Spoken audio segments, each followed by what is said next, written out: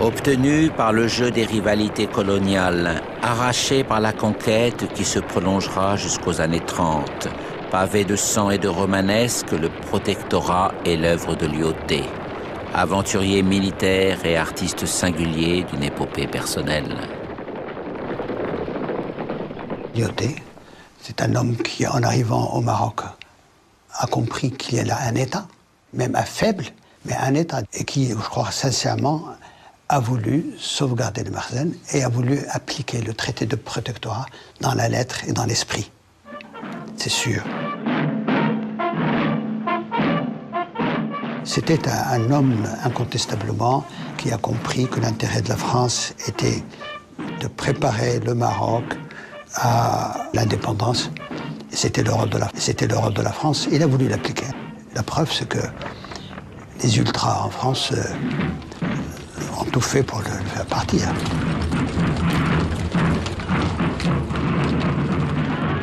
Monarchiste de cœur qui s'éprend d'un Maroc où il retrouve la geste et le style d'une haute époque légendaire, Lyautey se vit en connétable du souverain Moulay Youssef et en Colbert du Marzenne, le centre du pouvoir traditionnel.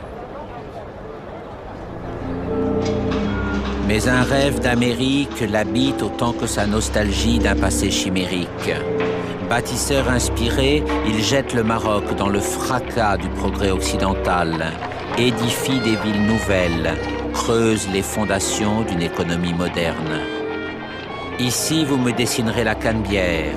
Là, vous réserverez la propriété des phosphates à l'État chérifien. Méprisant sans barguigner les profiteurs qui s'engouffrent à sa suite, moqueur à l'égard des rumeurs courant sur ses mœurs, mais curieusement aveugle aux ravages encore insoupçonnés du viol colonial.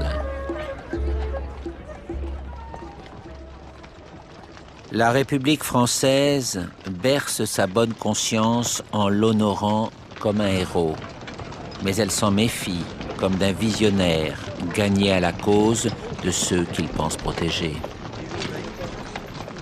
Élevé à la dignité de maréchal, Lyautey est cependant âprement critiqué lors de l'insurrection des montagnes du Rif dans le nord dévolu aux Espagnols.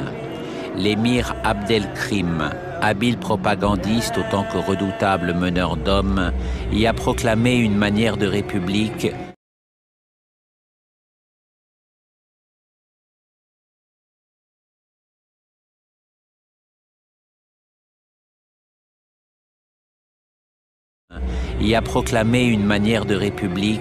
qui a écrasé l'armée de Madrid, défie le sultan et menace de déborder à tout moment sur la zone contrôlée par la France.